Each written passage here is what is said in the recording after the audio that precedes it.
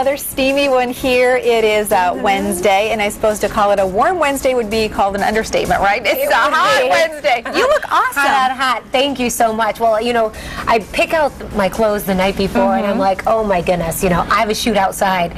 We're doing farmers markets today, and so we are going to be out in the heat at 1 o'clock. Wow. Which is going to be part of the hottest part of the day. Yeah, probably the feels like reading. You take the heat, the humidity, combine them together, you get a feels like reading about 100 degrees. So we'll Are you serious? You'll be melting. I will be, definitely. Well, you know, days like this, you know, you just want to stay cool. Right. I wear my hair down. I try to just keep it as minimal as possible. And there are a lot of different people actually doing different things that to kind of alleviate some of the uncomfortable nature of the weather.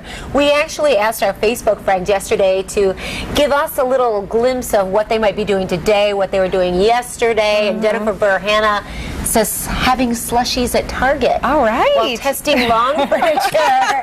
My kids had a blast. That sounds like a great idea. Oh yeah, okay, your kids had a blast. What about the other shoppers? And the air conditioning inside. Exactly. Oh, I know. That was really, really smart. That's a super good idea. You know, especially if you don't have air conditioning where you are, you got to find a place that has AC. Like the movie theater. Walk around, go to shopping. the mall or something like that. Yeah. No shame in that. Right. No, not on a super hot day like this. Well, we also have people who do have central air, but also enjoy a refreshing beverage like maybe Jake here putting a box of white wine in the fridge. Repeat as necessary, Jake. Okay, I'm on the same page with you, buddy. I was thinking as this was written that this is a man of Terry's heart. After my own heart, exactly. White wine in a box in the fridge, nice and cold, exactly. Close at hand. Judy Todd Johnson swimming in a pool, then freshening up at home and staying in the air conditioning with a margarita. Yeah, that sounds like I'd be rather doing any of these things rather than being at work today. You know, and it's interesting because sometimes part of our work involves doing things that are fun and refreshing. Yes. Like yesterday, for example, I had the opportunity to grill some lobster out, and a little bit of that made its way Terry. back. Did you get some of that? Actually, I was so busy on shoots yesterday. I had seen the email in, and you know, Terry was nice and put the word out that it was coming back. But I was just so busy. Of course, by the time I got back, there was absolutely nothing, and not even a trace of anything had ever even been there. I hope it was good. I had a first-time food yesterday. What was that? 8 West has been good for me because I've really stepped out of my comfort zone for a lot of things, and grilling up different things on the grill. You know, I love shrimp. Yep. I love lobster. Tuna that you just sear on the outside, but the inside is still raw. Right. I'm guessing you love that, right? I like it as an appetizer. Did not even want to taste it. I did not even want to taste it because I like all my food well done, especially fish. And I know you tried it. I tried it. I could not stop eating it. I got home, and when Jake got home from work, I said, Jake, my favorite new food, honestly, I discovered it on a shoot today, is tuna. Did they marinate it or flavor it? Sometimes it's served in restaurants or different places with like a wasabi sauce. Yes, it was with a really yummy pineapple sake marinade. Oh my goodness, that sounds so good. Honestly. So anyway, we're going to be talking about great things you can cook on the grill tomorrow, including that one. That's some great inspiration because I do the same things. I'm always looking for new things, and maybe that's something to add into the rotation. I think so. Oh yeah. We do want to remind everybody though about a concern today. Yes. If you're heading out to Lake Michigan to beat the heat, rip current risk high at the beaches today. I know you have spent some time at Lake Michigan and really have to pay attention to the colors of the flags there, but regardless of the color of the flag that's flying, rip current risk will be high today. And I know you've been out there when there have been people who've been caught in rip currents in the past. It's really scary when you see the sirens heading toward the beach, if you're at the beach and you see those rescue crews there. It's a very rude awakening, you know, of how dangerous the lake can be. But also, you know, the lake has been really cold so far. I dipped my toe in, but I haven't actually gone for a swim quite yet in the season.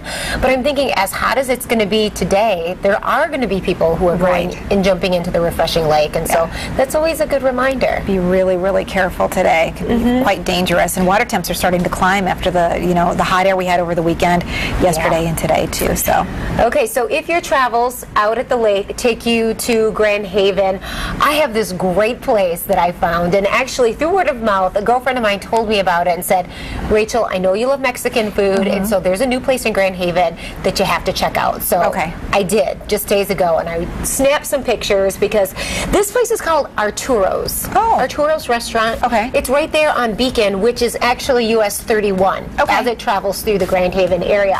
And it's right there. They opened in April. Talked to the owner, one of the owners. It's a couple. Her name's Ruby. And I actually snapped some pictures of the meal that we had. Okay. Terry, authentic Mexican food. It was really, really good. Okay, I could tell that this was authentic because of the white cheese.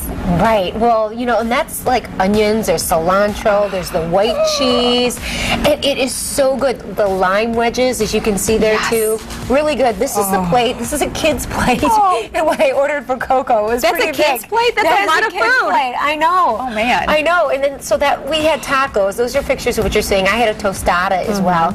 It was really good. Wow. And so it was fantastic, an authentic place. And so I was just so curious with the woman and her husband who were working there and said, you know, do you have another location? Is this a second or third location for you? Because your food is really amazing. And they said that after years of selling food at Tulip Time and different festivals like in the Holland or the Lakeshore area, they decided to open a place because all of their customers who kept coming back said, you need to open your own restaurant and start selling this because it's that good. What a great story of entrepreneurialism. I'd love to meet them and have a it's chance just so to taste cool. the food. And so they are kind of setting out on their dream and actually opening this place where it's the counter as you saw, and then you go and sit at a table. But we went back and bought more food. Good for you.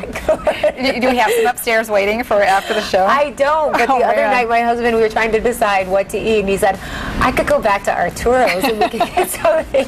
Well, that's great. I'm actually going to have to try it. So it's right on 31. It's right on 31, actually. Just a little bit south of the drawbridge there. So if you're looking for it, it's on the west side of the street, and a really nice place. It's always good to spread the word about these places. They're a little bit out of the way that maybe you've even passed and might not realize the story behind, and to have a little testimony that their food is really good. And you know, Rachel often recommends restaurants, but she only recommends the ones she really loves. So that's a great endorsement for me. And I'm half Mexican too, so the authenticity is really important. Really important. Not to say I don't like some of the other places that are a little more Tex-Mex, but this was very, very good. All right, I'm going to have to put that on my list of places to visit. Yep. All right.